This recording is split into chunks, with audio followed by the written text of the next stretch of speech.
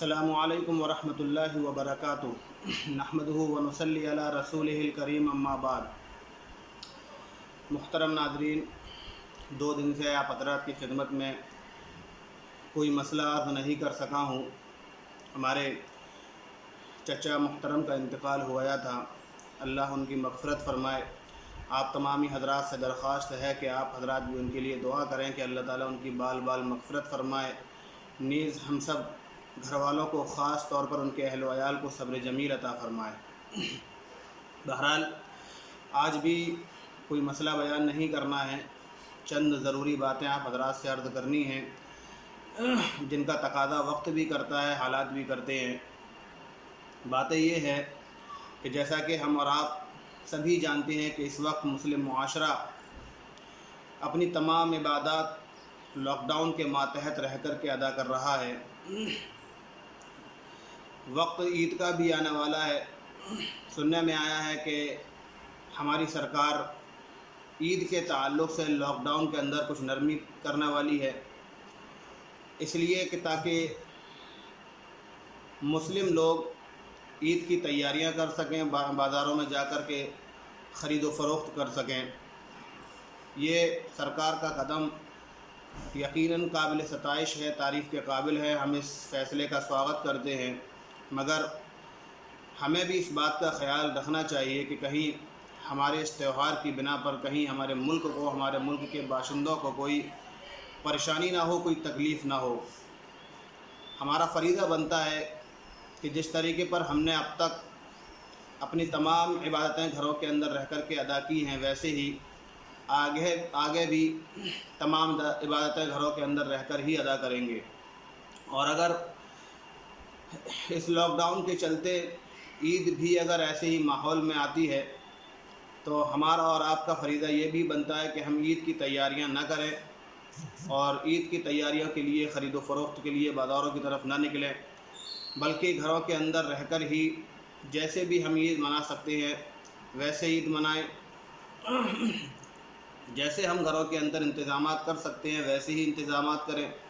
ضروری نہیں ہے کہ اس سال بھی ہم عید کے لیے نئے کپڑے سلوائیں، بازاروں میں جا کر کے نئے کپڑے خریدیں،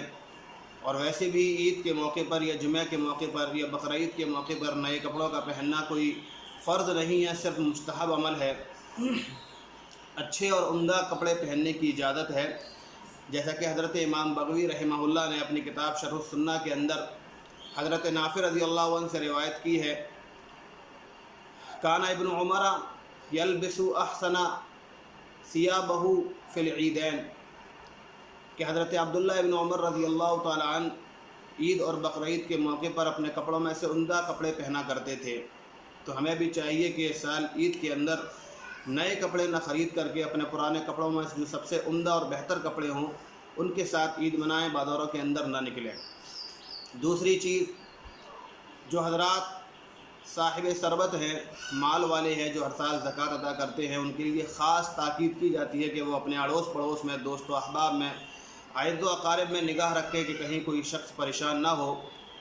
کہیں ایسا نہ ہو کہ ہم اور آپ گھروں کے اندر رہ کر کے عید منا لیں اور گھروں کے اندر رہ کر کے جو بھی کچھ ہمیں حاصل ہے اس کے مطابق تیاریاں کر لیں اور ہمارا پڑوسی بالکل ہی بھوکا رہ جائے، عید کے دن اس کے گھر میں کوئی کھانا وغیرہ کا انتظام نہ ہو، کوئی کپڑے وغیرہ پہننے کا انتظام نہ ہو۔ اس کا بھی خیال رکھا جائے کہ ان کے بھی انتظامات کیا جائیں اپنی استطاعت کے بقدر۔ کچھ غیرت مند لوگ ایسے بھی آپ کو ملیں گے جو آپ کے سامنے ظاہر نہیں کریں گے کہ ان کو آپ کے مدد کی ضرورت ہے، آپ کی امداد کی ضرورت ہے۔ یہ ہمارا اور آپ کا حق بنتا ہے کہ ہم ان کے ساتھ ملیں، ان کے ساتھ گھلیں اور ان کے بارے میں معلومات کریں کہ ان کو کسی چیز کی ضرورت ہے یا نہیں ہے۔ یقیناً اگر ہمارے پاس مال ہوتے ہوئے، ہمارے پاس استطاعت ہوتے ہوئے اگر کوئی ہمارا پڑوسی ہمارے پڑوس میں بھوکا رہتا ہے،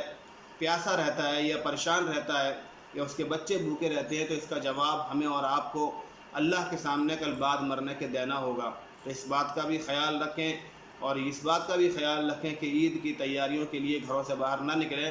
جو کپڑے آپ کے سب سے عمدہ کپڑے ہیں انہی کپڑوں کے ساتھ عید کی تیاریاں کریں۔ عید کی نماز کیسے ادا کی جائے گی، کیسے ادا نہیں کی جائے گی، انشاءاللہ اس کے بارے میں بھی آپ حضرات کو باور کر دیا جائے گا، لیکن فی الحال انہی باتوں پر عمل کرنے کی کوشش کریں، خود بھی عمل کریں، لوگوں کو بھی بتائیں، اور اس بات سے روکیں کہ وہ بازاروں کے اندر خرید و فروخت کے لیے بالکل بھی نہ نکلیں، شاپنگ کے لیے بالکل بھی نہ نکلیں۔ دیش میں دیش کی حفاظت کے لیے، دیش کے باشندوں کی حفاظت کے لیے اور خود کی حفاظت کے لیے گھروں کے اندر رہیں۔ عید گھروں کے اندر رہ کر ہی منائیں، شاپنگ کرنے کی بالکل بھی کوشش نہ کریں۔ امید ہے اللہ تعالیٰ ہمیں اور آپ کو بہت جلد اس مصیبت سے آزاد فرما دے گا۔ اللہ تعالیٰ ہمیں اور آپ کو صحیح طریقے پر عمل کرنے کی توفیق عطا فرمائے۔ السلام علیکم ورحمۃ اللہ وبرکاتہ۔